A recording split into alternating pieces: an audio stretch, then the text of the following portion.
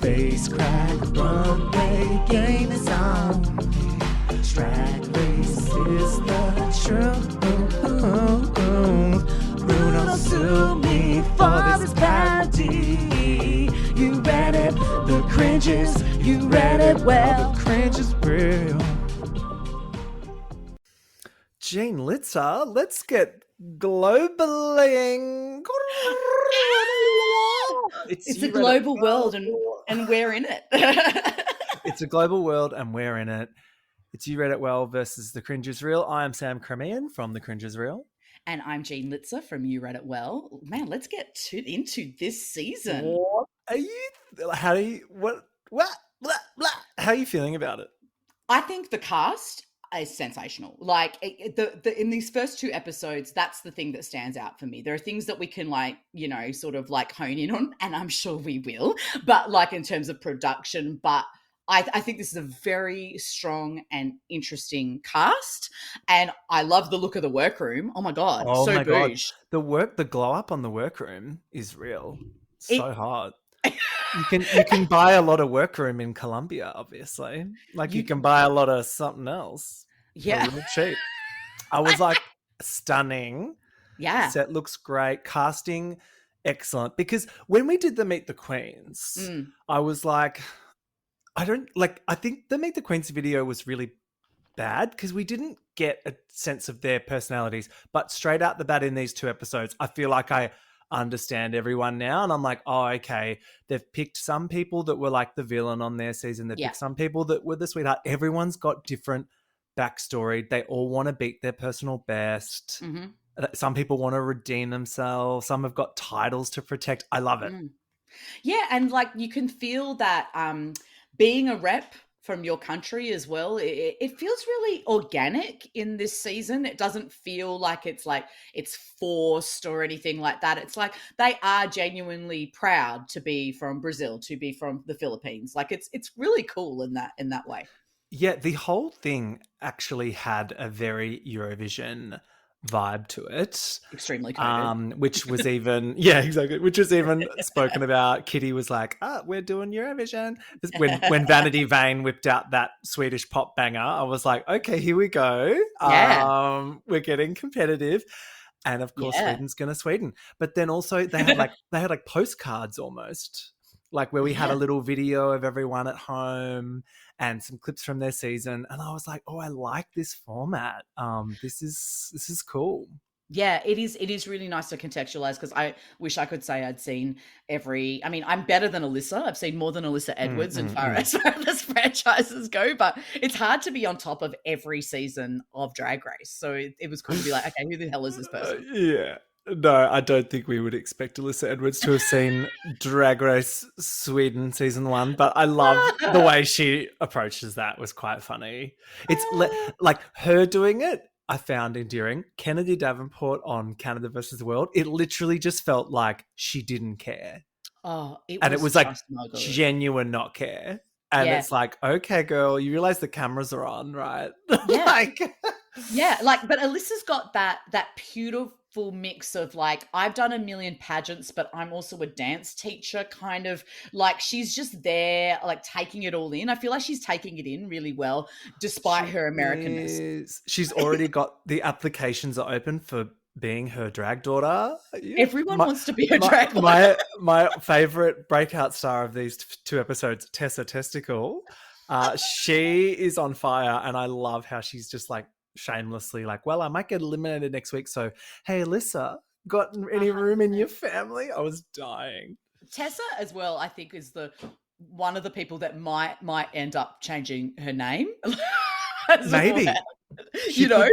I hope not. I think it's iconic. It's Anita Wiglet level of shit name, but you kind of it works. I love a hiding in closet Anita Wiglet. Also, have you seen her OnlyFans content? Jean No. Lizza. It's I can imagine. Do some Googling after this. Tessa is very sexy. Yeah. They're all kind of hot. I think there's Gala a lot of sexy is hot. Pathia is a sexy man. Yeah. Whoa. Yeah. Yeah, there's some hotties. It's fun. But before we get into the episodes, I feel like we need to recap the week that was in Drag Race news. Sure. Because there's some, there's always something There's always some happening fucking drama, yeah. on Reddit. This week I had the pleasure of going to the Jimbo's Drag Circus show here in Melbourne. Tell me all about it. Well, to be honest, Jane, like I would love to make you super jealous for not being able to come, but you didn't really miss out. Yeah, like it was fun. Yeah. And it was great to see Jimbo, and she was funny. There were bits, but it was very like, I don't know, a Disney version of Jimbo. Like she did all the characters that you wanted to see and some that you didn't. And they introduced this like sidekick character of like a clown, which did not need to be there. Sure. There was like an intermission that didn't need to happen, but I get it. They're trying to sell drinks, sell the drinks. But yeah, and just having it at a convention center. I'm sorry, can we stop with this? It just kills the vibe. Hear us out. Like it is so bad there. The lighting in those spaces. And no, it's homophobia.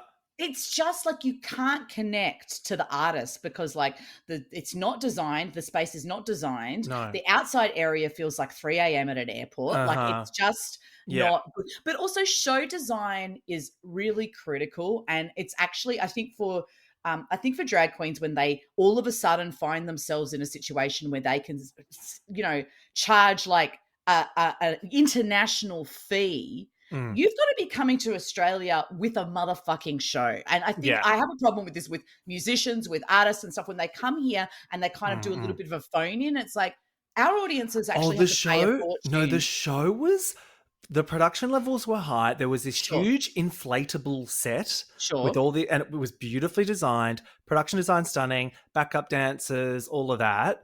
For me, it was more the content of the show. Writing, The writing wasn't good. There was all these songs they'd written for it that didn't need to be there, that weren't that funny. Like she did Shirley Temple and you're like, yes, we're going to get Shirley Temple. But then immediately it's like a tearaway and it's like Shirley Temple does hip hop. And it's like, no, like just do the bit. Like we're all here to see the bit.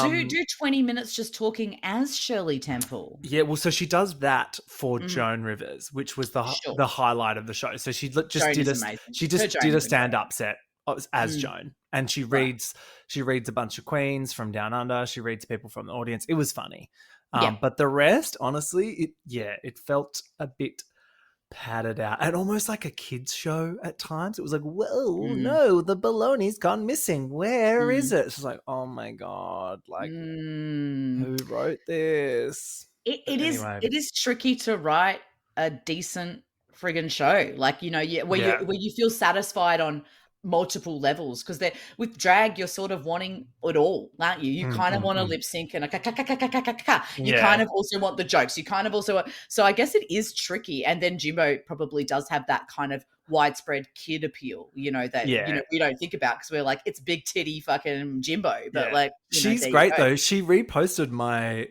story and then she wrote me a message being like, thanks so much for coming, babe. I was like, so that love her for that. But I honestly would have preferred to see her at a fucking gay club, covered in beer. Like, but I mean, I think gone are the days where we can do that because of this fucking fandom of this show now. It's snake eating its own tail. Speaking of the fandom, the other thing I want to talk to you about was PhoneGate. Are you following this? So no. I sort of heard it in the periphery and went, what? So our reigning queen, Miss Nymphia Wind, is under fire from the internet this week because a video surfaced of her at a meet and greet and she's on her phone. Like, it's so good. So like a fan is like, hey, and she's just like, yeah, hey, like looks up from the phone and then just looks away and I'm, oh babe. And then she tweeted back being like, what can I say? Like just totally trying to laugh it off. Oh my God. And everyone's like, no. And then Mistress, of course, MIB has come out being like, told you all she's a cunt. Like, blah blah blah, and it's just like, oh, like people are weighing it, like plain Jane's weighing in. It's so all the shit stirrers in the world just like, coming together. crawling out of the woodwork. So Oh, love to that's see that. knee. And lastly, before we get into this global All Stars edition, are you up to date with Canada versus the world? Oh my god, I've got one. I've got an episode. I'm an episode. No, that's fine. I won't spoil anything for you, but strap yourself in for what is the biggest car crash of all time: Snatch Game, the Rusical. So. What? No. Why? No. Hang on. What? No. Nobody asked for this. They literally have combined Snatch Game and the Rusical into one maxi challenge that does neither. And it's like I cannot. Next week we'll check back in, and I'll get your thoughts on the pod so everyone can hear how traumatized Jean was from Snatch Game the Rusical. And a Rusical has an ability to traumatize, doesn't it? It's those Canada's Drag Race producers, they are known for like an iconically bad Rusical. Like, remember the clown one from like season 2 or something? And I was just like, stop. There's some excited gays in the writing room. But we're not here to talk about that. We're here to recap episodes 1 and 2 of... They're like, hello. I'm so glad they did this as well. Sure. Because imagine if we just got that first one, we had to wait for the second half of the talent show. So thank you, MTV and like World they of Wonder. split the one episode in a way that was smart, as opposed to what they did with All Stars, which made everyone mad last season. Remember when they split the episode, like Drag Race Accountant 2 for the price of one? You and Spanky Jackson were not happy about it. We were not, and because what was this episode? So at least we got. We got runway, we got fucking, like some performances, we got some crits. Like it was, enough.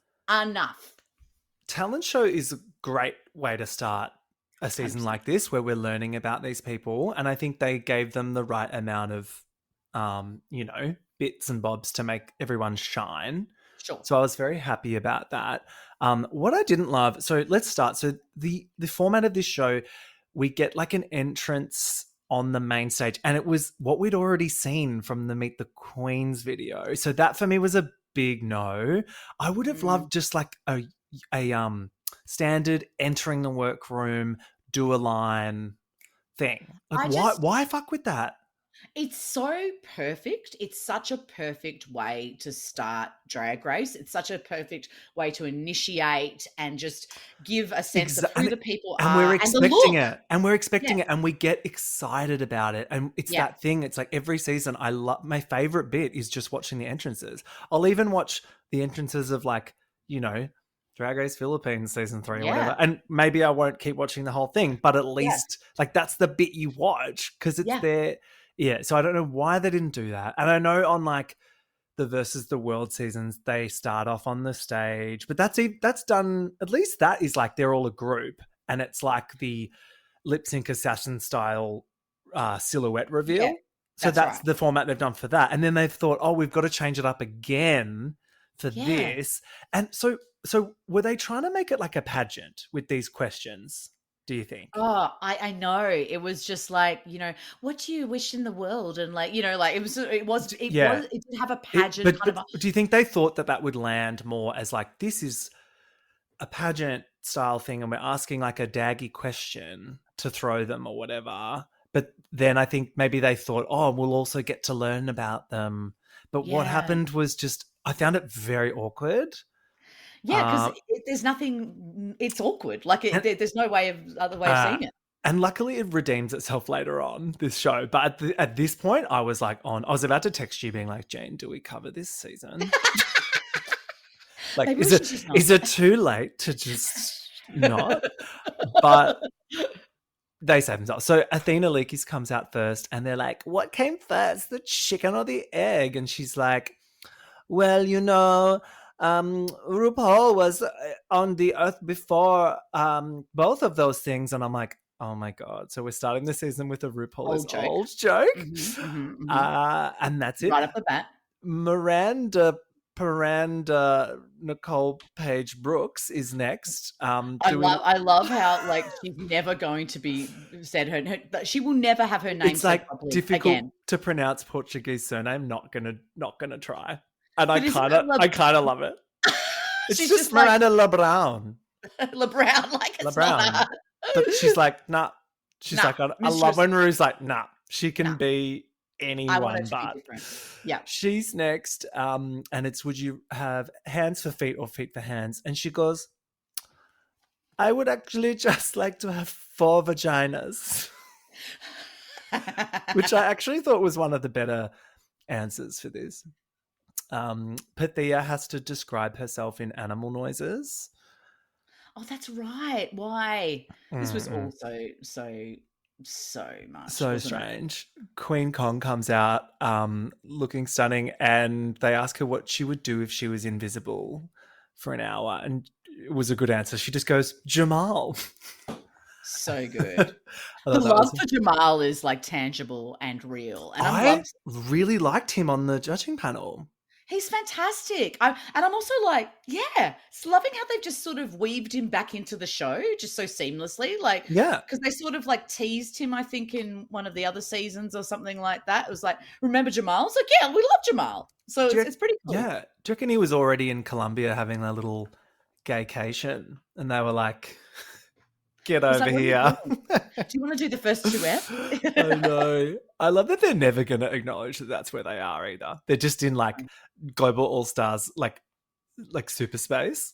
Yeah. Yeah, They're just on the moon. Yeah, they're on the fucking moon. Soa Demuse, who is so gorgeous, comes Oh my out. God. Like I'm actually like Obsessed. breathtaking by her beauty. She also wants to fuck Jamal, so I'm like, great. Mm-hmm. Nehelania, who's another breakout star of these first 2 episodes. Absolutely. She gets asked her shoe size, her actual shoe size, and the shoe size she says. And she's like, well, I have a bigger feet. And you know what they say about the bigger feet. And Michelle's like, and this is when Michelle Visage starts with the grazie. Like, I love it. She's just digging deep for that Italian heritage. I love it. She's like, I'm from Jersey. Exactly. So good. Then we get some more of them coming out. Gala is so hot. Gorgeous. Like, and we haven't even Absolutely seen her gorgeous. pole dance yet. And I'm already like drooling. Eva the Queen, I am needing more information about to form a fully formed judgment. However, at this very moment, and I don't know if this is her fault or the edit, but I'm not loving her. Thoughts? Yeah, I feel like she's actually a big superstar in real life, and the sparkle isn't translating. Like, because you can see that. I think Eva's she's in her really head. good at- I think a Yeah. few of them are in their heads because this is a very big opportunity. Huge. And I think she wants to do like a Pangina with it where she can Totally. springboard to superstardom and she doesn't want to fuck it up. And so she's Yeah. got a lot of pressure on her. She's also like the only one representing like a whole continent. So It's insane. Yeah. yeah. Yeah, there's definitely a reserved element that it doesn't make, it doesn't sort of line up with that kind of like sort of polish that she's presenting. Like you're like, oh, okay. I'm like, so confused they didn't put a girl from Thailand on because it's coming back. Yeah. I think next year or later this year. Like there's a new season coming back, and that is one of my favorite franchises, and it's like one of the original ones. I don't get why they wouldn't do that, but I don't know. They're constantly just like lighting things on fire. Exactly. It's unbelievable. Vanity comes out and talks about Swedish meatballs. And it's just like, it's not fair. It's such a grab. She could have said a million things and they just went with the Swedish thing. She gave them what they wanted. I get it. Yeah. I mean, look, it's basically like RuPaul is like Walt Disney and this is her Epcot. Do you know what I mean? Like, she's like, give me stereotypes. Like, Americans love perpetuating They like do. like stereotypes of cultures. It's just like what they do. Yeah. Kitty's answer was easily the funniest. She was like, they're like, in drag time, how late would you be if you had this many hours to put on your makeup and then the gig started at this time? And she's like, 12 inches, which is a great answer. Yeah, that English kind of like brassiness really plays well, like globally, I reckon. Like, and she's sort of like really connected to that and is able to filter it through her comedy, like, well, you know. And I'm so glad she hasn't changed a bit because Nah. I don't know, sometimes, and I feel like Cheryl Hole came back for Versus the World and kind of had changed a bit. Just a tinge. Like, and Yeah. I don't know, it's something, she just took herself a bit more seriously all of a sudden. Like, boo. It's because they get big, right? Yeah. Like, they used to just be at the pub and now they're getting these like big gigs. So sometimes they turn into a bit of a cunt. But good to see that Kitty is still even though she's like thinks she's like glammed up, and I'm like, Love it. We'll see. I love it. I think with that as well, it's best to just let the looks talk for themselves sometimes. Oh my God. I know. The more you speak, sometimes the worse you look. Exactly. Don't tell us, show us. And then they finish us off with Alyssa motherfucking Edwards. Unbelievable. Who always has the perfect pageant answer. Yeah. Mother of the season, don't you think? Oh yeah. Oh yeah. I mean, there's a glow about her that is so it's so fascinating. It's also, she's just crystallizes.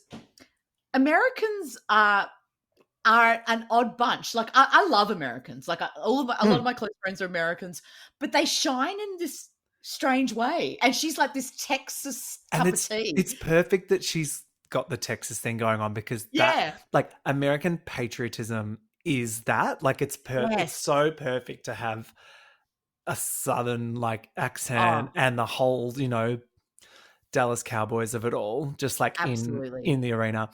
Rue welcomes the Queens and announces that it's a $200,000 prize US.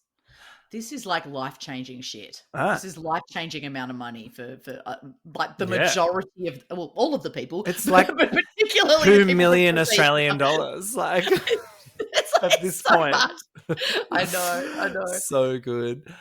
Then she tells us that we're going to have a talent show split over 2 weeks, and no one is going home, which normally I'd be like, boo. But I think this is an example of a time where that is okay, because we don't want to have another like lemon situation where it's International All-Stars and someone gets sent home for the talent show, because the whole point of the talent show is we want you to do something silly and take a risk. Like, we don't want you to, like, the competition shouldn't start just yet. So I like this. Yeah, and I just like, give them the showcase, but then we're also the promise of eliminations in the distance. I'm good. like start sending them home at some point. Yeah. Start sending them home. No, because then those stakes and those lip syncs will be incredible. Those and that's what we're looking for this season. Those lip syncs for your life. Much prefer. I'm sorry, I'm just coming off All Stars where I'm like, lip sync for the win. Nah. And interestingly, RuPaul puts Kitty, Alyssa, and Queen all in the first round of girls. Do you think that was because it was like, I already know you guys, so I'm gonna like get you out of the way? I thought it was interesting. I really don't know, because I assume that they shot this in a day. Don't you think? Absolutely. Right. So maybe or 2. Yeah. But yeah, who knows? Yeah. No, I think it's a day. And you know why? Because when we go to the episode 2, when Rue walks in the door, that is 100% the first time that they've seen the girls. You can see it on their faces. Right, okay. This is a 2-for-1, Whoa, big day. Yeah. It's a huge day. So I don't actually know. I mean, maybe she was like, let's do the more recognizable to me. I don't know. I don't know. Yeah. Vanity throws some shade. She's like, I'm happy to be next week because I get to see what not to do this week. Ta-ta-ta. Yes. Vanity grew on me from the Meet the Queens and the first episode, which she wasn't in very much. I was kind of like, she's not one to watch. But then, fuck me, did she change my mind with that performance? But we'll get there. The workroom is insane, as we've discussed. So huge and beautiful. It is just stunning. Like, I was like it looks so much better than the US one, and I'm like, all right. Yeah, I like it's kind of retro futuristic as well, and it's got like a world map kind of vibe. Yeah, I'm into it. It's is it Captain Planet or something? Captain Planet, sort of Pan Am meets the Jetsons. Yeah. Alyssa and Queen chat, and Queen's like, what is it like to be Batgirl? And Alyssa's like, girl, you know, I'm here to do it again the third time. She just everything she says. I love it so much. It's just heaven. She is Nelania heaven. fangirls over Alyssa straight away, which I appreciated this because there's two ways to play it, right? Yeah. You fangirl or you pretend like you're not bothered, but you actually are. So I liked that Nelania straight away went over and was like, just letting you know. Yeah. Love your work. I thought that was very cute. Yeah. And then we get Alyssa being like, I'll let you in on a little secret. I have not watched any of these bitches' shows. I love that she was like needed to say that. It's like we know. But she sort of always has that kind of drama face. No matter what, she's always giving face. So she's always looking crazy surprised eyes. and shocked and like delighted. Like even if she knew them, you wouldn't know. I know. She did though, when they did like the Instagram drop of all the promo pics, someone on Reddit pointed out that Alyssa commented on every single one of the cast's photos being like, with a personal message being like, love you sis, so excited. Like that's pretty nice. Like she didn't have to do that. So she is congenial. She is got that Southern charm and I love it. Yeah, I do think they are going to look to her almost for advice and that kind of stuff. She's got it. She's got everything. I love her so much. We get her little highlights reel, which is cute. So I like these packages. They're like short and sharp. We get a few clips of their season. We get like a video of them doing something. It's like her in her house from that dance show she had, like where she's like the Abby Lee Miller. I never watched that, but I really should. Oh, I don't. She's sort of like an Evangie level of being perfect for reality TV. Well, right? Yeah, that's why I'm like, why have I not watched this?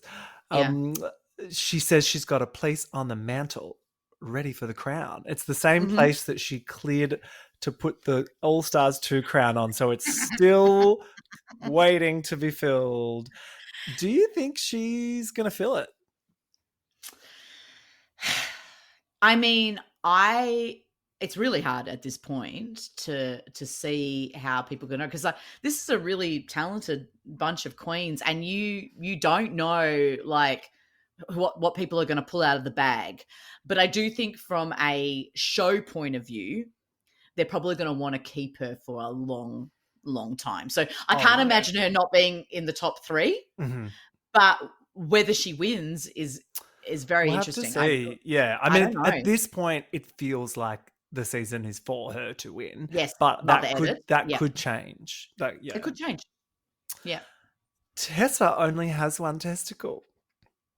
I was fascinated. I was like, there's a story behind this. This is great. And then with Alyssa being like, well, her name is about her genitalia. Like, so funny. I love that she turned into like Olympia Dukakis and Steel Magnolias. Like, yes.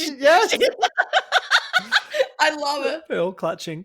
The girls do drag. So Athena and Pythia are Greek sisters. So while they are not officially representing Greece, they are both originally like Greek immigrants and they know each other. So that was cute. They're both also very gorgeous. Gorgeous. Love that. We get Athena's highlights.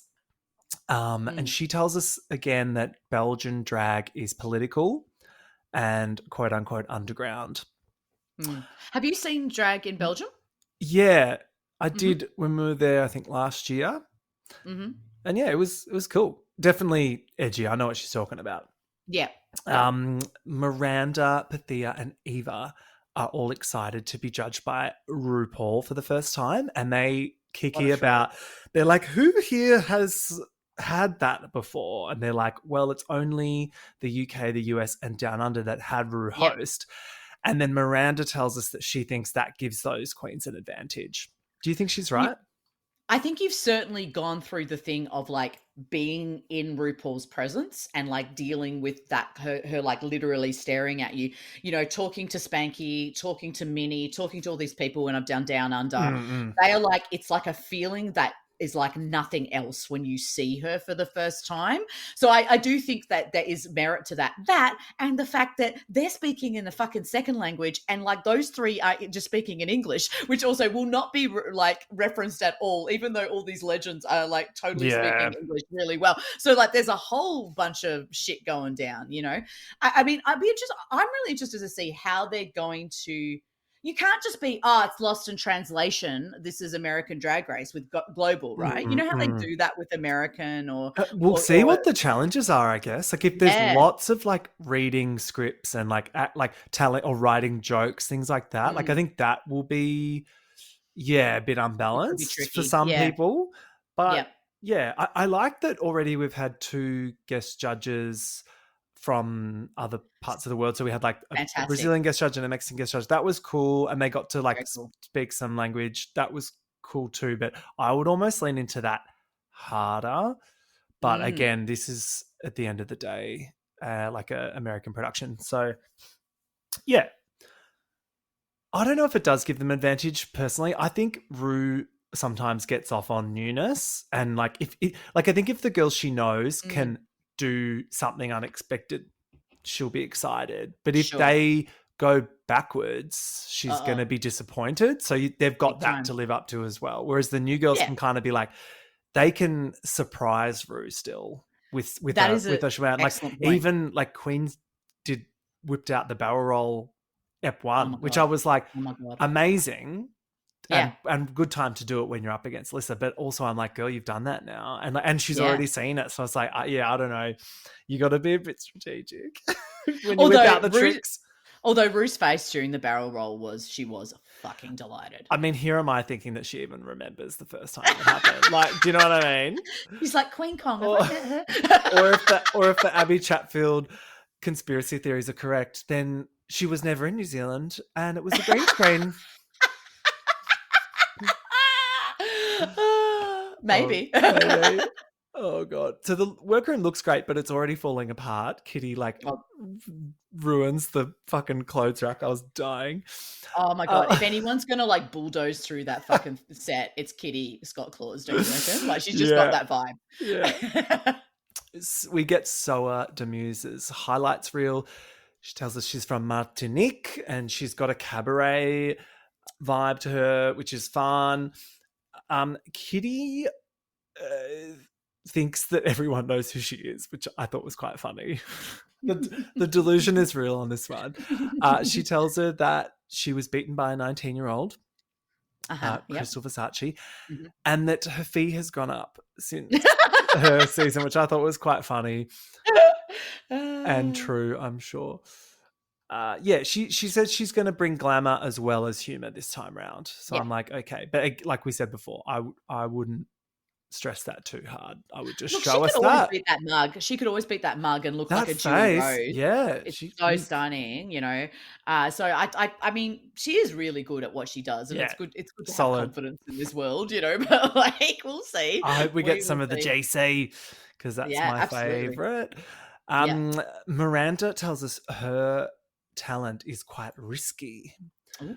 And Alyssa's like, I'm ready to see it, girl. We get Miranda's backstory. She's camp and sassy. She's from Rio. They all reckon that Gala is the trade of the season, according to King Cream, which I was like, and then, Gala's got that smile, like her teeth. I'm like, wow, you are so beautiful. Very beautiful. But I still reckon it's Pathia. What about you? Look, Queen, Pathia, like that. they're all great. They're really a lot of good-looking people. And it's so funny. Here's a trade of season. I'm like, there's a bit of trade there. Loving. And I also think like Soa as well. I think Soa is maybe the queen to look out for. I think Soa is going to do some stuff this season that is going to blow our minds. Like I really get that sense with her. I don't know why, it's just like deep kind of gothic sort of, I don't know. I'm getting like authentic performer vibes. Yes. Not just someone that wanted to be on a TV show, but someone that's like a trained performer and like that's her life. Yeah. Yep. We hit the main stage and we meet Adriana Lima, who is a stunning Brazilian model. And the runway category is Garden of Eden, which we're going to get after. Yeah. Interesting, these runways, like they were both very challenging in order of like to sort of, do something unique. Like it was quite challenging with both of those essay questions. So it'll be good to talk about those. Yeah, but the talent show. Oh, yeah, let's get straight into the talent show. Yeah. Queen Kong gets the first spot, which made me nervous. I was like, oh no, don't put her first. Yeah. But she fucking killed it. I was so proud of her. The stay down colonizer line at the end, the wind machine moment, just her being queen. I love when she picks up the dancer and it cuts to Bethia being like, this bitch picked up a whole ass man. Because she's massive and she can throw a man around. She's massive. She's strong. She can barrel roll. She can split. It's Queen fucking Kong. But she just mothered the shit out of this. Like she just was like, I'm going to show you Beyonce. I'm going to show you acrobatics. Yeah, the hair thing I loved. It's just that little bit of humor, but the fierceness. She's a goddess. I was so proud of Queen Kong in this bit. It was great. No notes from me. Miranda does her aerial act, which I thought was a really great choice. Like, everyone's going to do a pre-recorded song or something. So doing like a sort of challenging acrobatic talent was good. The outfit was a little bit ill-fitting, but besides that, I thought it was really good. Yeah. I mean, I guess you've got to wear something that you can move in, I just liked it because it was in the variety kind of world. I think that was one of our crits last season about the thing was like, there's just not enough, like do some juggling, do some stuff like that, because it's sort of like, it gives it more that kind of, it's just more interesting. Like, what else Chanel? Can you do? Yeah. Well, Chanel. It used to be that. And then now it's just everyone brings a track, which I get, but... It's like, unless it's like Sasha Colby Goddess, like a track that's that banging. You just don't have long and you've got to wow everyone. So you've got to do like a stunt or like a surprise thing, It is 1 minute as well. Hard to get the attention in a 1 minute performance. It's ridiculous. Yeah. Kitty is next. She does a song, which was very camp, very on brand. Very UK drag. She goes, not me being a pop star. She doesn't quite hit those notes though, but I was like, is that the gag? I couldn't quite tell, but I don't know why she decided to do live singing. I'm not saying that she was not good, but I also don't know that she has that quite in her arsenal. Like, Yeah, the UK queens like to live sing. It's she West End. Cool. Yeah, and she looked good. It referenced British pop music, which I liked. But and it's also like just mic technique. It's like the mic was for hiding her face a little bit. Just boring stuff like that. But if we're sort of splitting hairs. Yeah. I mean, we are. This is it. We are. Yeah. They didn't on the show, but we're happy to. Yeah, I thought it could have been refined a little bit. And if she just had like a little Britney mic instead of the big chunky one, that would have improved it. I think she wants to show that she's singing, so they want to hold the mic. But it's like it kind of hinders them. She should have done like an auto-tune gag in the bit where she was like, totally not me being a pop star, and then she's like, ah! They should have like just switched it to an auto-tune track, and it would have been funny. Like, yeah, and I think there were some missed opportunities, but I liked the live, laugh, love of it all. She's kind of Yeah. branding herself as this like basic white girl. Yeah. It's quite funny. That is funny. Yeah. Athena did a kind of comedy burlesque thing. There was a lot going on here. It started with the silhouette with the balloons, and then her wig got snatched. Then there was some inflatable wiggly arm people with Michelle Visage's face I think on that there. was my favorite part because she did the sort of movement. But it felt like a cheap trick to me because I'm like, you've just organized that. I don't know. Plus, there was no story. It didn't like thing. And this is right after her being like, in Belgium, all drag is so political. And then I'm like, okay, what's the statement here? That's true. That's really funny. Is the statement that everyone kisses Michelle Visage's ass, or are you actually just doing that? Oh, that's funny. Yeah, that is true. That is true. It was one of those ones that faded to the back of my mind like afterwards, and it shouldn't because it's kind of like a million things happen, but like for some reason it just sort of like, you know, when you're trying to remember it afterwards, I was like, you know, so you know, who knows. Soa does the most French fucking thing you could ever do, and she just does it. It's literally what France does at Eurovision as well. Yeah. They send someone with an amazing voice to just stand in the middle of a spotlight and belt it out, and everyone goes, yeah. Oh. It was so fucking French, and I loved it. And she was good. You know, that's the thing as well. It wasn't, she can sing, you know, and I don't think there was any, you know, sometimes they get up there and they're like, I'm going to live sing because it's going to be really impressive. And then they don't really have the voice to back it up. Also, she committed to the bit. Like, she wasn't trying to be funny. She wasn't trying to do everything. Yeah. She was like, no, I'm just going to do this one thing and do it well. Yeah. Which I think is what you want to do. Yeah, you know, I would have loved something funny as well in there, but I like that she committed to the bit. And it added some, like, light and shade to the lineup. Yeah. She's got the gravitas as well, like to hold that and like make you believe, you know, like but yeah, it's like, it's a hard one because everyone's just like jumping all over the place, aren't they? Like in this, speaking of. Well, it stood out. Yeah. And then cut to Alyssa Edwards doing an 80s aerobics style video, which was so good. Where she ends getting dunked at the end. What did you think? I mean, it's really funny because I'm like, Alyssa could kind of do anything. Like and that's what's sort of like hilarious about this choice. Is she's like, you know what I'm gonna do? Like she just decides she's gonna do like aerobics Barbie. Like it's basically what she just did. Like 80s aerobics Barbie. And I'm like, okay. I mean, she's so fucking compelling as a human. You look at her face and you're just like, she could be doing anything. She could be making a sandwich and I would have been like fascinated, you know?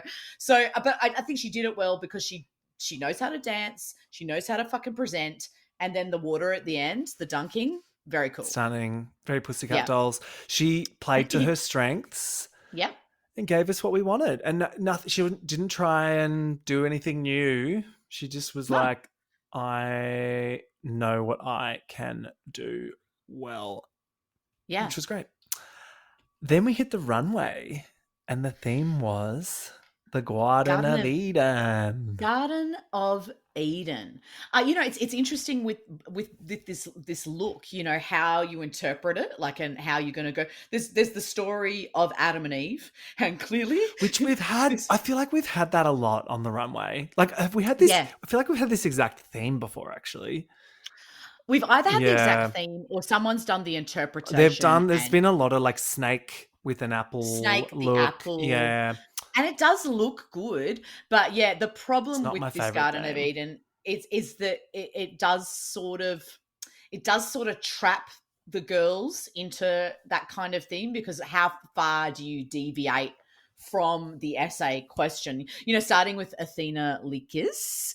Now she did that strapped like ball gag rope look, but the ball was the poison apple. She had the arms tied behind her back, the wide flow pants with the muted gold that was sort of almost a patch work and the red tears makeup. What I did like was she was like, you know, it was really about women being a scapegoat, which I thought was really cool. And in terms of that, like it was very simple, but pretty effective. What did you think? Yeah, she gave us the statement in this, but in a fashion way. I really liked it.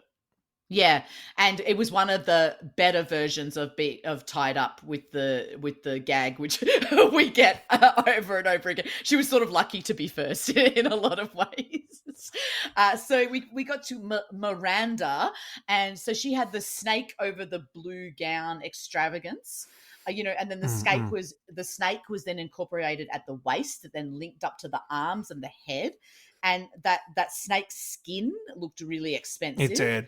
And then the apple at the bust, and then the sort of skull cap, you know. She loves a skull cap, this bitch. She loves a skull. Some people have great shaped heads, don't they, for that kind of thing. I quite like it. She's so kooky. She almost has a bit of Tammy Brown energy, Miranda. Like she's a little bit unhinged, but then the looks are elevated. I quite like her. I really liked it. Like honestly, all of these runway looks I thought were solid. And it was a freebie because no one was going home as well. No one has looked bad, and I think the standard is, as I said, really, really high. So Pythia came in that red, white, and black modern art piece dress. So the apple core party dress, that sort of structured apple core, and then the snake crawling out from the apple over to the head. Stunning. I loved the mouth jewel as the gag, and then the devil, the devil's got a skull cap in beige. So again, it's sort of like it's kind of similar to Miranda, which is sort of linked to the first one. Yeah, but like they all kind of went the same route. But like, what else can you do? Yeah, it's like a snake, an apple, a naked woman. Go. Yeah. She would have made this too, right? Because she makes all her stuff. So which adds even more kind of brilliance to it, I think. I tell you, they should put the bloody designer's name when it comes up underneath the queen. I agree. Yeah. Like it would just change the it would change game. People's lives. Like those two. Yeah. I know people can I know the queens tag them in their posts and stuff, but like not everyone looks at that. I think it should just be a subtle chyron at the minimum. Yeah. And then we know as well when it is their own work.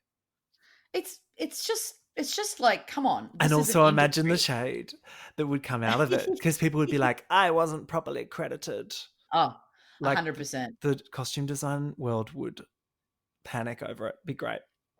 Now, our friend Queen Kong. So she looked so stunning and did one of the more original looks. Also, if you're listening to this pod and you're already like, are these people ever going to say anything bad about Queen? I can tell you now, we're not. So don't. Like, I'm sorry. Like, don't DM us being like, oh, this pod is so biased towards Queen, because we know we are. She's stunning. So yeah, she's stunning. And I don't. I'm not sorry. It's so funny because I'm often one of those people like, I hope Australia loses at the Olympics. I'm like one of those assholes. But like, not here. When it's Queen, because we know her and she's the best. Yeah, she's the best. I'm just like, I love her. But she did the Warrior Queen muted gold, slim cut gown, that mesh bodice. She had that full sheet arm peak detail at the shoulders, like the full length arm, and then those tree veins and earth arteries, like then those motifs of long pieces of hair. The wig was so warrior, the extra long nails, the gold rings at the neck. This is Queen Kong at her best. This is what Queen Kong does. Yeah, I'm excited because now we've got Queen on this polished stage bringing polished looks. I'm really excited. It's such a step up from that fucking shed in New Zealand. The fucking shed in New Zealand.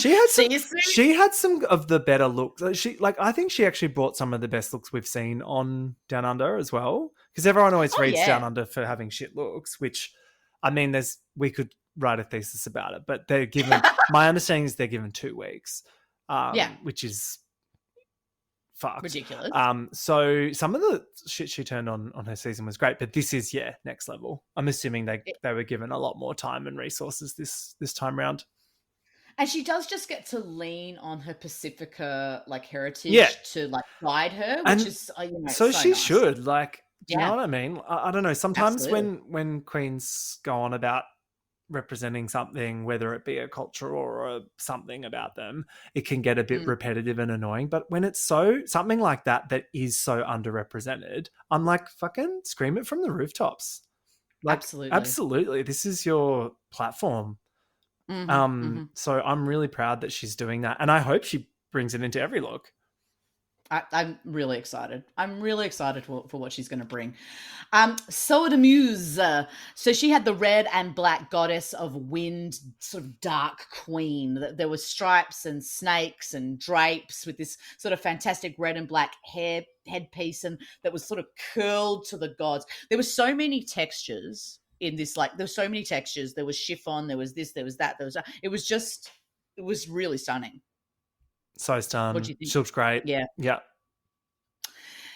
Tessa Testicle did the bondage look in lime and green and pink. Not as good as Athena's, hey? No, and this is the problem. It's like, and she had that apple ball gag that was tied from behind. And I what I did like was I liked the gold chain detail to offset the fluoro.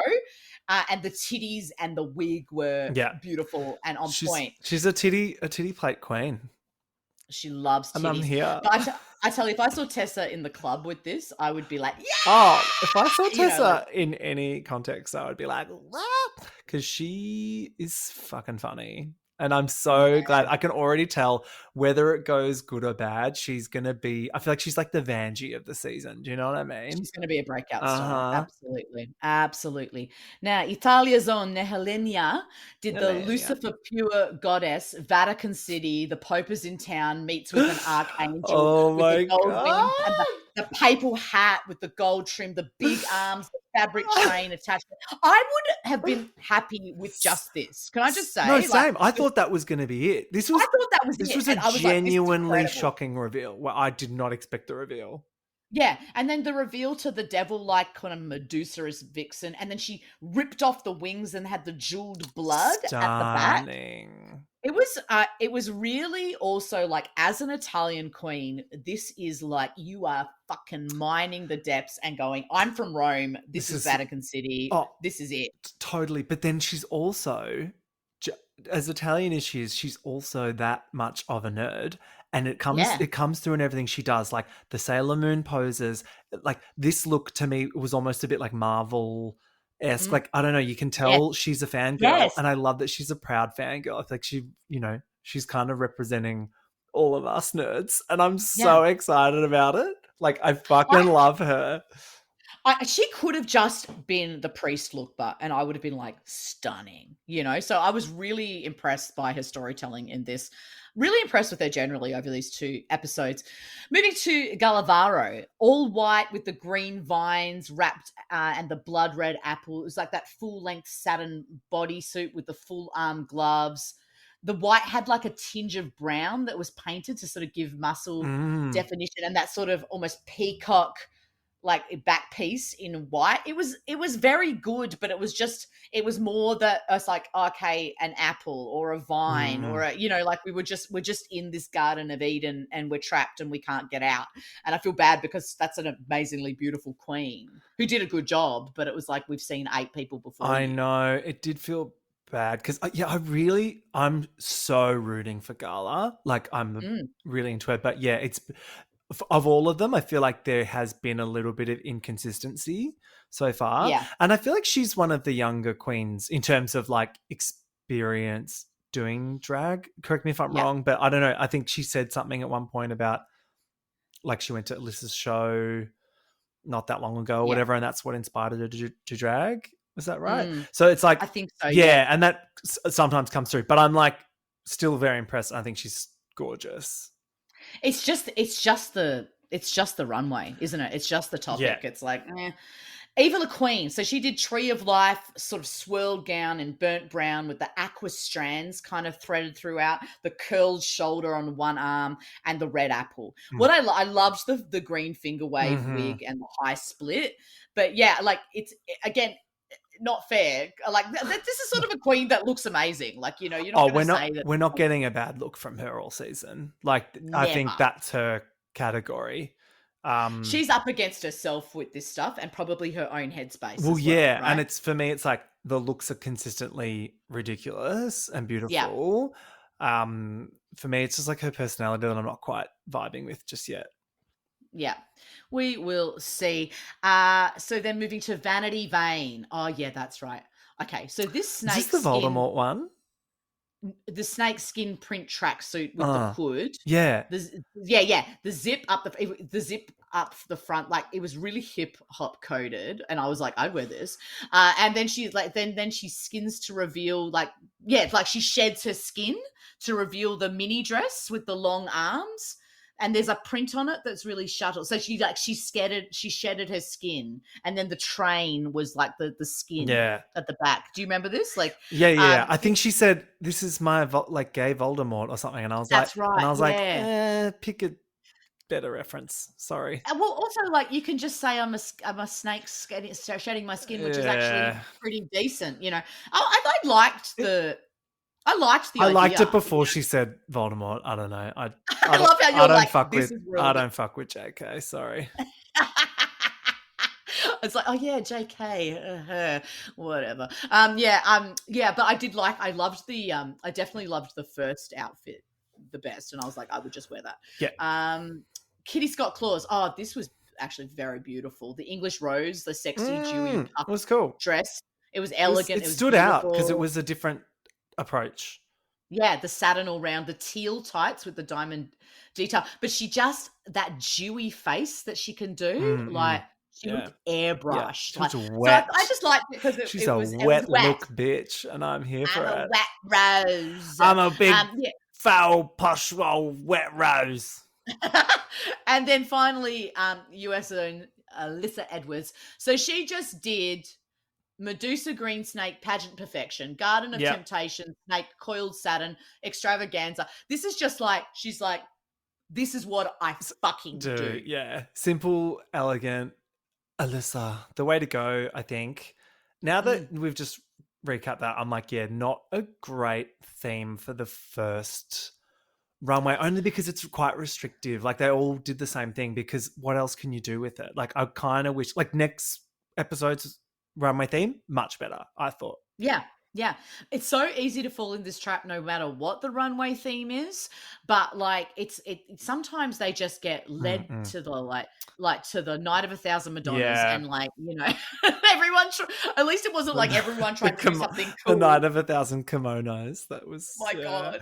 So poor Kimchi, that's all I have to say, because she's the only one who should have been wearing a kimono in that. I think Scarlett Adams was wearing a kimono on that episode as well.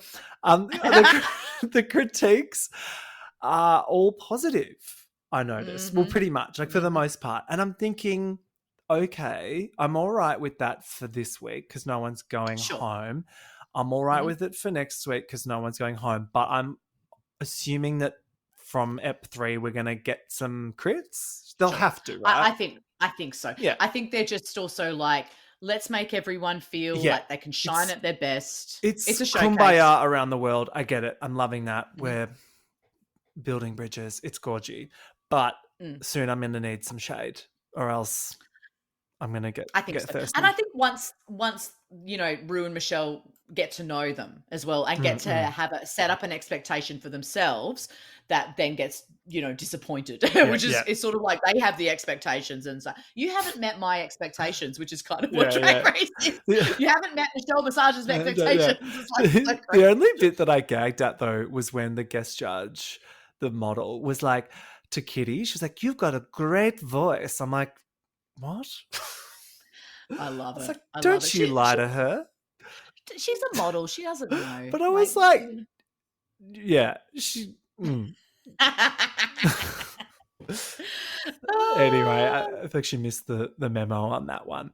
But so then we get like an untucked moment, really cute. They're all gagging to get on top. Everyone wants to start the season on top.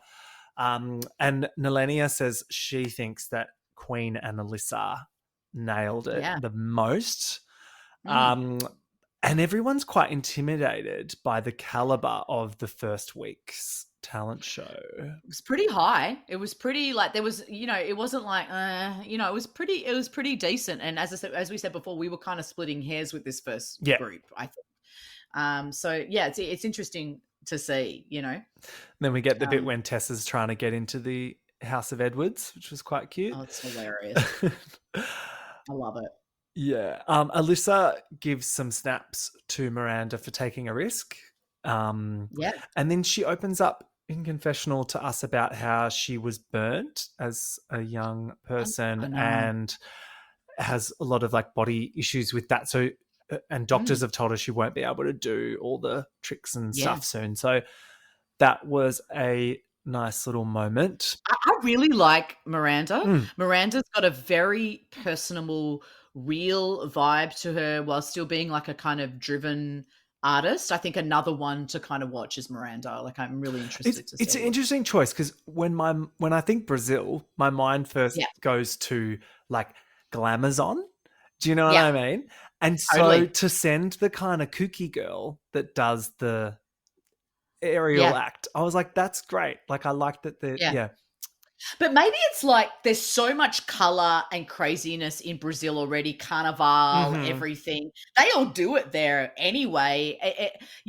Drag might have like a whole different function in that way. And that kook and that kind of like that kind of protest or that, that kind of element, it probably works really well. Well, it's also a place where, LGBT rights are seriously under threat. So seriously, really awesome that she gets to represent that right now. Yeah.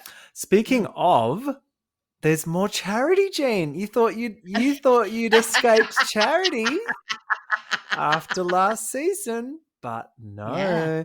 This time they want our coins though. So it's a charity. So that's the QR code that comes up, right? Yeah, it's called All Out. It's a LGBTQIA plus rights charity, and they do lots of different things. I had a look; it looks cute, but yeah. So, World of Wonder and Co. have started off with $100,000 donation. Amazing. Thank you. And now they want us to chip in as well, which is cute. I like, look, at least Ru's doing something. I don't know. It sometimes it does feel a bit on the nose, but like again, I think I'd prefer that than Nina West telling us that drag is for everyone. You're right, and look, it's a valid way, like of raising funds, but also saying like we're doing a global show and it's not great for everyone all around the world. Yeah, exactly. And we can't just live in our fucking bubble. Yeah. Like we're I feel that way all the time living in inner city Melbourne, Exactly. And then you go to outer city Melbourne, you're like, shit, I hope that they touch on this throughout the season as well. We already kind of get it in the next episode a bit, but like just, where we're at around the world with like queer rights, because it's not all sunshine and rainbows. So the top two, as Nelenia predicted, are Alyssa Edwards and Queen motherfucking Kong. I was so happy. I was so freaking Justice. I was on my couch. It's so great. Fucking fantastic. It's just having to put up with everyone from anywhere but here always tell me when I travel how shit our drag race is, and me having to be like, I know. Like, this really felt like a moment of vindication for the fandom from Down Under. So I was excited. I reckon the tide is turning with Down Under, and I think people are seeing it more like, watching it through a different lens, because I do think that second season is respected more than it has ever been. Like, because I just keep seeing it over and over, like people going, actually, that's a really good season. There's a lot of good people in that. And it's just taken a while to land, I think. Yeah, I think that first one just turned a lot of people off, so they didn't come back. Yeah. And do you know what? Yeah. Fully understand. But yeah, if you're listening and you didn't check out the other two seasons, go and do it. They're really good. Like, 3's not amazing, but it's still really good. Like, yeah. But definitely watch 2. Definitely watch 2 if you haven't. It's time for the first lip sync, and it's a lip sync for the Globe. And what a fucking tune to start. Rihanna, Only Girl in the World. I gay gasped. Such a classic track. Can we talk about Alyssa's disco ball look? So good. I think that's like the hottest she's ever looked. I honestly, like, it's like a Kylie Minogue cyborg outfit. I'm spinning around kind of like with those like hip details. I want to know who made that, and I want to order one in my size to wear to the supermarket. But I thought these two both were really strong in this lip sync. Did you feel like there was more of a winner? No, I thought it was even, like a fairly evenly matched. Yeah, sometimes the outcome and what happens, you're at home going, what? But I genuinely was like, they both smashed that. Yeah, I mean, like they both did some acrobatics. They both like gave face. They both kind of vibed with the song. Like it was so nice to see. And like the shablam and the bell roll happening at the same time. Yeah, it was so good. And the way like Queen like points to be like, that's where I'm gonna do it. Yeah. Coming through the airspace, because there's a big bitch about to fly through the air, and just the reactions from the other girls, like they were all like, she just did that. She just Donkey Konged across the fucking stage. Like they're like, what the fuck is going on? It's great. It was great. I also love it was a tie, because you just know with these crazy fans, like if Queen won, people would be so mad. And like, totally. I just love that they both got to share that. And I genuinely believe they were both really happy to tie as well. Like, I think so. Alyssa says, I wouldn't want to start this gig any other way. And I was like, oh, I'm getting emotional. Yeah. So they split the 10K cash prize. And then we head straight into episode 2. Yeah. Let's do it. Yeah. So the girls congratulate Alyssa and Queen. And then Queen tells us that she's so stoked to start on the top, because in her season, she was in the bottom 2 first episode, which I was like, was she? I forgot about that. Yeah. I thought Spanky was in the bottom. Maybe it wasn't the first episode, but near the start, she didn't place high. I think it was Spanky and then Queen, because if I remember, Queen was in her head. She had like the kind of Community, Pacifica, all that stuff on her shoulders, that she was just like, gotta get out of my head. And I think she did that lip sync, and then the following week she had that talk with Ru, and then she kind of pulled herself out of it, if I remember correctly. Yeah, but that's great.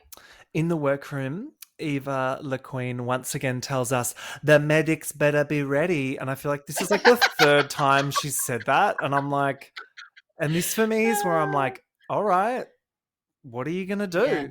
Like, manage my expectations. Because like, are you doing like dick stuff? Like, are you doing puppetry of the penis? Are you doing like what are you doing? Surgery on stage? I'm like, if something isn't lit on fire at this point, I'm gonna be really disappointed. Mind you, I actually did really like her talent show, but at this point, I'm like, okay, you've said that.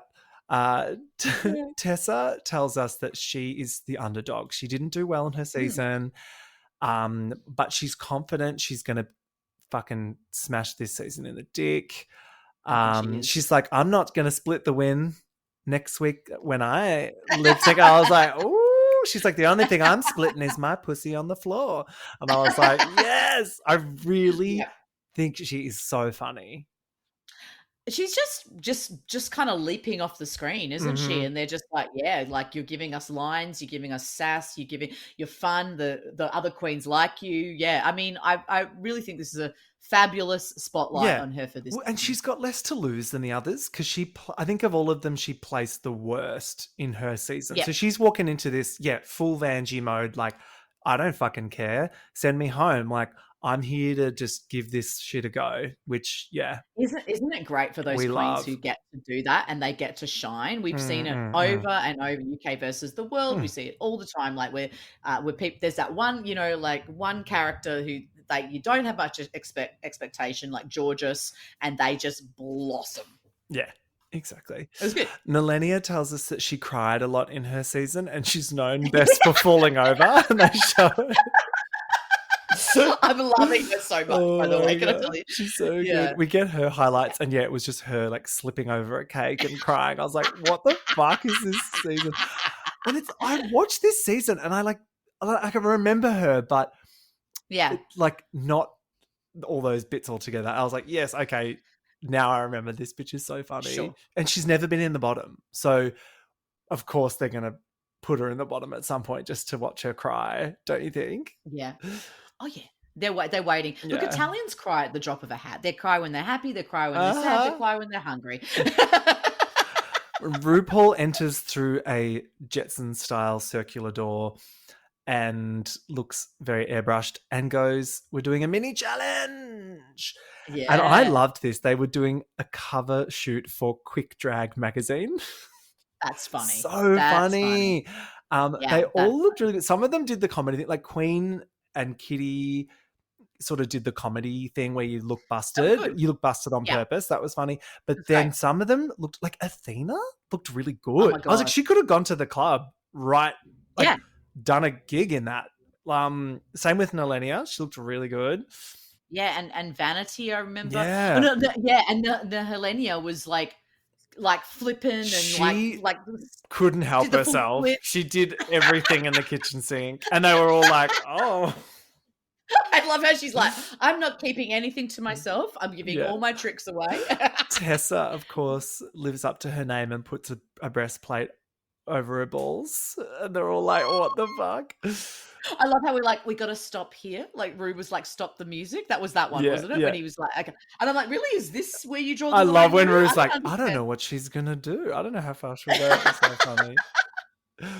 Oh my God. Rue tells us that the guest judge this week is Mexican pop sensation Donna. And the only person that's gagged is Gala because no one else knows who that is, but Yeah. happy for her. We get Gala's little clip package and she tells us she's the lip sync assassin of Mexico and she's known for being a shady bitch. So I'm excited to see that because she's been very cute, like in the corner with the smile so far. So I can't wait to see the claws come out. In the workroom, Queen goes to Nalenia, girl, I see you. I saw those splits. I think it was kind of like a dancer seeing another dancer and being like, I see you, girl. Yeah, totally. Then we take a bit of a U-turn into a real talk moment. So Gala tells Alyssa that she saw her show in Guadalajara and it was her first drag show she went to, which I was like, oh, wow. But then it gets dark because she's like, oh, and I was there with, my husband. And she's like, oh, amazing, your husband. She's like, yeah. But he's dead. And I was like, oh, ugh. And there were no further questions. Did you notice? It was like, oh, okay. Yeah, I kind of wanted to be like, what happened? Yeah. But, yeah. And then we go from a rather tragic story to Nalenia's tragic story, which was very confusing. And it involved her mum taking her secretly to dance school. Sorry, I found this. Dad not being into it. I'm being such an insensitive cunt, but I found this story really funny because of the delivery. Yeah. Then she was like, and then my father was a security guard at the gay club. I'm not. And I'm like, what? What? And then she rocks up at the gay club. And he says, you are the most beautiful here tonight. And I'm like, okay. Huh? Is your dad gay? She's crying. And I'm like, bitch over there just lost her husband. And she didn't cry. Yeah, wow. I know. It was an interesting story. And because Italy isn't a LGBTQIA... It's not out in the open, like everything's underground. Like whether you smoke weed, there's an illegal smoke club, if you like, whatever you do. So, that to me sounded like a very progressive Italian family, really, like I was like, wow, my family in Italy are like, let's go to church, so it was interesting to hear. And also when she was talking about, talking to Alyssa was just loving. So it is like two people have just been like, Alyssa, you're everything to me. Mother. Yeah, that bit was a gag, but anyway. Vanity also lets us know that she is known for two things: singing and being a bitch. And I'm here for this. I love how they're like, I'm known as shady and I can also sing. I really like Vanity. Like I wasn't expecting to, but Yeah. No. Here for her. Eva didn't get a single win in her season. And then I was like, that's why you're here, because this is like really good casting. We've got different backstories. She's clearly like thirsty for a win. Yeah. So hopefully we get that. But I know something about her, I find her a bit robotic. Her answers to everything, the way she's interacting with everyone, it feels a little bit forced. And I think it's, again, she's just got the weight of her community on her shoulders, and she wants to do 100%. the best she can. So I get that, but I just wanted to loosen up a little bit. It would be hard in that first 12 hours. Yeah. You'd just be like, am I even sleeping? Yeah. Queen tells the girls that the Australian drag scene can be hard because it's not always very inclusive, which I thought was great for her to draw attention to. And Athena says, well, yeah, and in Belgium, we don't even have like any famous drag queens to look up to or anything. And that was so sweet. They're all like, well, it's you, girl. Like, yeah.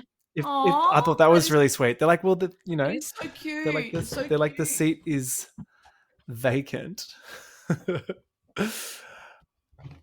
And then Eva says a quite cute thing. Eva's like, oh, I can't wait to come and visit everyone and like see all the drag in your like hometowns and stuff. I was like, that's cool.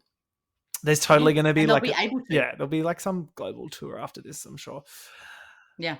All right. And then we hit the main stage for part 2 of the talent show. And we start with Miss Pathia. I loved this. The drag story time with the little picture storybook. The artwork in this book was fucking awesome. Would she have done that artwork? Yeah, Michelle asks her in the crits, and she's like, "Yeah, I did it." She does everything. Thought this was clever. It was kind of giving me like Willow Pill, where you take the talent show minute and you turn it into like a little experience rather than a car. I'm so cunt. I'm so the crown. Yeah, she turned it into a pause and like she held the crowd and then she told a story. I thought it was quite funny, and there was a little twist. Yeah, and it's also that this show really just challenges you to tell me who you are, and I think that's a better way to do it. Like, this is something I can do. This is something that interests me. That, you know, whatever. I do love Rue when she's watching things like that. She always looks like a bit like totally. Like she's like trying to absorb it, going, "What's happening now?" I'm like, "You're right, Rue." Like, yeah, you can definitely tell Rue struggles with stuff like this a bit. I love the crown was inside you all along. I thought that was quite funny. Brilliant. Inside of her ass. Yeah, I thought that was very strong from Pathia. Very good way to open as well. Nalenia, this was so good. Like, she just did the sexiest pop dance number in like a denim outfit. It was like K-pop, but it was like very Euro trash. I am the target audience for this performance. Italians love, even in 2024, love wearing white denim and shit. This is their world. Like, you know, it was very tight, very on though. point. Like, the performance was like, the choreo was amazing. She's the great. Spins. The hair, like Helena is. I'm really excited. The props were propping. There was she lit something on fire, which I know you're very excited about, Jean. I do like some fire. I don't know why she did, but like she sort of I think she went and then lit on a fire. Went okay, I was into it. I thought it was quite good. Tessa was like, "What the fuck?" That she's like, it was kind of a hot mess, but she loved it. Eva shows us how to cook rice in a rice cooker, and I thought this was genius. Really fun. I fucking loved her. She was my favorite, 100%. And I was not expecting this. I was expecting something similar to the talent show that we got on UK versus the World from, oh my God, what was her name? I'm a Filipina. That chick. Yeah, her. Filipina winner. Marina Summers. Yeah. Marina Summers. Yeah. Marina Summers. It came to me while singing her song. I thought we were going to get something like that, but it was funnier and like more clever, which I And it was great. It's like it's taking that whole minute thing as well and going, how long does it take to cook rice? And then the dragon coming out and the swords. And I was like, she gave yes. Rue some stereotypes, which she loves. Like it was she played it very well. And then the gag at the end, like, Asian like rice. So good. And from the snippets of her personality we've gotten to date, I was shocked. I was like, oh, this bitch is funny. So I want to see that just in the show more. Yeah. Gala did some sexy pole dancing, which was very hot. And I loved the blindfold gag, studded leather situation. It was outrageous. It was fucking outrageous. It was outrageous. I mean, anyone doing that, I'm like, how are you doing that? Like, I don't understand how you're doing that. Yeah. But yeah, no, it was very well done. Yeah. Very well done. Oh, I skipped over Tessa. Testicles. Sorry, I skipped it. She did the sort of it was kind of burlesque, but kind of comedy. I loved it, but it was like a hot mess. And I love this one. They cut to like Queen and Kitty and some other people just being like, RuPaul just staring at her. And this is, they're planting the seeds for like this storyline of her being the underdog. And I'm so excited about it. Yeah. I mean, in what world that's like so terrible? Like, it's not really like a terrible performance. Like, you know, if you saw it on stage, you'd be like, this is great, you know. But I think something about it just didn't kind of connect or something. Like all the parts didn't quite connect, but she looked beautiful. She's just a good sport. And I like that you can't break her soul. She's just like, whatever, I'm doing me. If you don't get it, whatever. I'm a bit messy. Like I like a messy bitch, so I'm into it. Yeah. The opposite of messy was Vanity Vane, who gave us the most perfectly polished Swedish pop. You could literally see RuPaul's face being like, I want to get the details of this producer. Like Ru was literally like, who is writing your songs? Because I want this. I'm sorry. Yeah. I don't know who this person is. Why haven't they done my I think we saw that happen in real time. Like Ru was literally like, cut the music. We can't air this. It's too good. Like it was really good. It was. Okay, then we take it to the runway, and the theme is "Money Makes the World Go Round." Money makes the world go round. One of the things I noticed about money is like there is a color palette that goes with money, and that is pastels and muted golds and bronzes. You know, and so that's the weird thing about money. So that's how there can be a sameness. I mean, it wasn't as samey as the last episode 1 runway. So we started with Nehalinya. So she did the kind of My Little Pony pastel colored palette. So it was the 18th century gown repping the lira, rest in peace, like the old lira. So she did like the panel pieces. And then to reveal to the glamour pink Euro bodysuit with the ruffled train and arms and that pink spiked wig. I thought this was really good. It was cool. I really liked it. Yeah. All the ones, there were a few with like printed fabrics in this, and I really liked all of them. Yeah, they looked really good. And like, you know, that's a good story because it was a big fucking deal for like, you know, places like Italy to drop like the lira and to go to the euro. Tessa Testicle, so she did the goddess of prosperity look with the currency print that was draped, the gold corset that gave her like the structured hip, the warrior meets goddess in blue and gold. Like there was a lot of, I guess, on currency there are a lot of warriors, like you know, early history warriors. I think that's one of the things that kept repeating throughout. But I thought Tessa did a good job.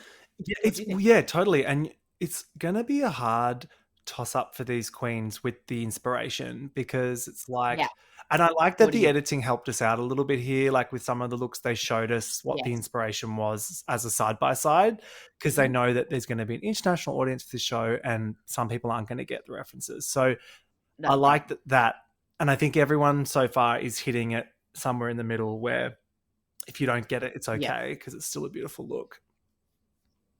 Yeah, absolutely. So Kitty Scott Claus, okay, so she did the coin look. Were they pounds? Like I couldn't see, but like it was gold strapless and flowy, pale blue dress with the high center split, and the which, you know, it also kind of adorned with coins, that kind of Yeah. flowy bit, and the I sparkle thought this was thread. kind of basic, Soz. Really Yeah. basic. Really basic. Just compared to that first look, that Yeah, was the so first look was so good. beautiful. Also, she fucking jinxed it by telling us that she's the glamour bitch this year. It's like, don't tell us that. This was really like lucky no one's going home almost, because maybe yeah. Well, No, true. I mean, it wasn't. you know, it wasn't was that really exciting. high. Also, There was really high dangly standards. stuff on a bodysuit. Like, yeah, we've seen that. And a lot of these colors don't pop on the runway, which is that HD camera / lights. So like that's the other thing that was coming up. So it'd be interesting to have a look at them in an untucked situation. Pythia did like the Lady Britannia look in silver and muted gold, like, so it's the draped crystal threads and the Canadian currency, that warrior theme, you know, the armor shield, the chainmail, it all set comfortably. I think the color of her shoes was a little off, but like otherwise, again, I thought it was quite good. You know, again, just considering she makes all this stuff, it's like, whoa, it's crazy. It's crazy. It looked very laborious to have made. Oh my god! Yeah, anything with like chainmail, so huge. Good. Queen Kong came like with something totally different. So that pig structured, I'm the boss at this factory, like power jacket, and then reveal to the shimmering gold cloak and full bodysuit power bitch. Pink? And then like, I thought it was red. Yeah. It was. Was it red? I don't know. It was coming up as red for me, but again, like the lighting and everything, it can really. It might have been the screens that we were watching it on as well. The white wig was stunning. Did she say something about mining? Did they say that? She said something about gold. Yeah, was it like gold rushing? Well, because red and gold is very like Asian. I thought maybe it was like a gold rush thing. I don't know. I thought she looked stunning. I don't like. I mean, what did they call this?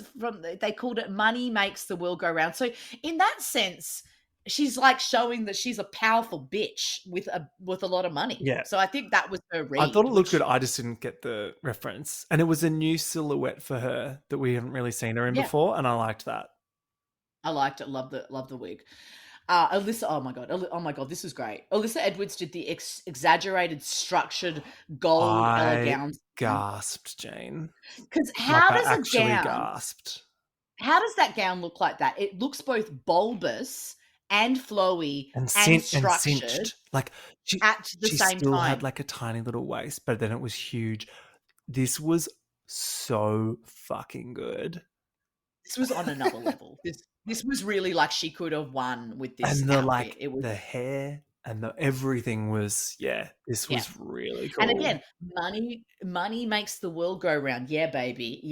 When you see that look, you go, okay, you don't have to fucking stick coins on you. You can do that, which got a bit tired after a while. Eva LaQueen did the bamboo piggy bank reveal to the coin-adorned white gown in white and gold.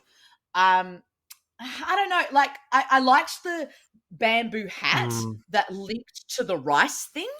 You know, I just felt it like it was a little bit dull compared to the other coin versions of dresses. Yeah. What did you think? Yeah, I thought it was a bit safe and like to be expected from her. I don't know. But still, I like the reference, and I like, again, just having, if it's a money challenge and then you've got a spangly thing with like coins on it, that's a bit, No,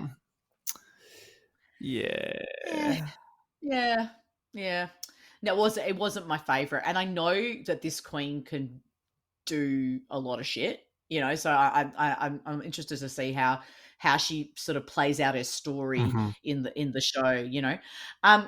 Gallavaro. I loved the Saturn. Oh my god, this was so good. It was really the Saturn good. Panel print of the Mexican pesos that was tied at the waist, the glistening mauve bandana and the gold touches in those thigh-high boots, the long sleeve. This was I think my favorite. Me too, and that's even after Alyssa's knockout.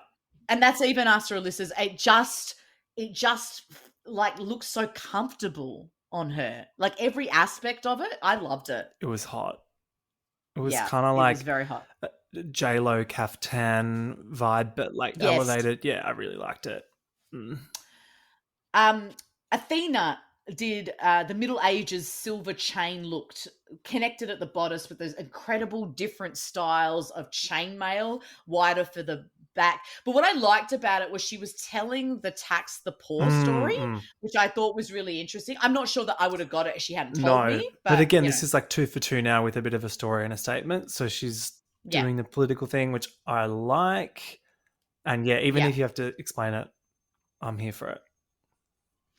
So the Muse, so she went back to Africa with this one and the talked cowrie shells. It was beautiful. Yeah, so she did the shell dress eleganza in bronze, that shell headpiece, the beautiful dreadlocked wig, which is not a sentence that comes out of my mouth very often, but like when people do it well, it is just the fucking best. The tail of the dress and the gradient, the sort of color gradient that went as it went down to the bottom, which is like a burnt brown color. So I liked the story, and yeah, as you said, that the straps that draped down her spine, like the shell straps, was a highlight, and it was just something completely different. It was great. Really enjoyed it. Yeah. Vanity Vane. Oh yes, the Regal Queen. This was the most expensive thing I've ever seen. The Regal Queen look in blue and silver and gold and white. The wig piece that also functioned as like a face mask, the pillow with the crown, the gold boots, the incredibly detailed full-length bodysuit with the fur trim. It was and the Swedish krona having 3 crowns and then having 3 crowns, but not just 3 stuck on crown, like 3 full, like, whoa. I want to know how much she spent on that look. It looked so expensive. It looked so freaking expensive. I was just like, it was just a very strong week for her all round. I love just like going back to Queen. One of the things I like, she said in confession, because it's cheap material, but no one can notice. That was one of my favorite. Yeah. I was like, bitch. And then finally, Miranda LeBrow, full length golden extravaganza. Oh yeah, with the jaguar mask, and then holding them. It was like 3 animals. And then the monkey head at the feature, and then the draped flower. Like, she loves a hood or a thing. She loves a skull cap situation. There's a lot of skull caps happening this season. I don't know if it's like in. I also don't know if muted bronze and aqua and pastels is in just generally, but it was a decent. They all look good. It was a decent run. Really good. I like the theme much more than last week. But again, there was a lot of coin draping. Alyssa, Gala, and Vanity probably stood out for me the most. Yeah. We get some crits. Michelle tells Pythia she doesn't love clowns, but loved the artwork on the book. I love how they can't get over their personal shit. Like even 1 second, they're like, I don't like that. I don't like green. I don't like clowns. I'm like, all right. Tessa had a good clap back as well when Ru was like, so you're, Austrian, Swiss or whatever, and you live in Germany. So what do you identify as? And she's like, a homosexual. I quite liked that. Then they loved Vanity's song. Like Jamal was like, whoa, the song. Like everyone was just like, whoa, the song. Also, we got to talk about the guest judge, Dana. She was a delight. I really liked her. Yeah. I thought she was really fun. She was having a great time. She was very proud of Gala as well. And I think Gala did great this week in both the talent show and the runway. The girls on Tuck and the week 1 girlies are already back there. And they're saying to each other, oh, they were good, but we did better kind of thing. Yeah. Which was good. Tessa gets a bit of shade from some of the other girls, but rises above. So I like this from her. She's sort of already enjoying her moment in the spotlight and she doesn't care under what circumstances they are. Like a good drag queen. Yeah, I'm just here for this messy bitch. Like, she's so fun.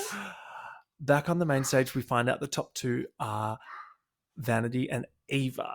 Did you agree? Look, I thought that Eva did like the most highly original probably talent. If it was I think that the talent outweighed her look, because I don't think her look was the thing. But I do, I do think, and yeah, I mean, it was an interesting one. I guess those two, maybe. Who did you think? I thought I thought that was correct from the talent shows. If we were doing look as well, I maybe would have swapped out Eva for Gala. Just because I thought Gala, Yeah. I thought they were going to call Gala's name, actually. I thought it was going to be maybe Eva and Gala. And I just think that track that Vanity did was just so damn good. Stunning. Nalenia too could have been in there. And they seem to be telling they're telling us a story that she's kind of a top contender. Yeah. So to not put her in, I was a bit like, okay. This lip sync is great because it's a song from the guest judge Dana, and it was a fucking tune. Like I've added it to my Spotify. Like I really like this song. Yeah. Who is this Dana, and what more have you done? You know? Yeah. Good promo for her. And Vanity wins. Did you think it was a win for Vanity? Yeah, I mean they were both pretty good, but yeah, she gave it just a little bit more energy or something. I think so. I think so. I think what we're saying about LaQueen is correct, like Eva. I think she's a little in her head, and I think if she loosens up, the brilliance will just follow, because all of it's there. Like, I mean, it's all she's all of it's stunning. There. She just needs to have a bit of fun, which is kind of like the feedback Queen got on her first season. Yeah, it's what Drag Race is about. We don't want to see you not have fun. Oh, well, Jane, I'm very excited to be covering this season with you. I think it is going to be good. I'm hoping that we get some more crits next week. I think so. I think the hammer is going to start to come down. Yeah, for sure. The only thing that sucks is like not having regular guest judges. That's the only thing that makes that trickier. But so hopefully Rue and Michelle will, lock in and go, okay, let's deliver some feedback. We'll see. We shall see. We will see. I'll see you next week. Bye-bye.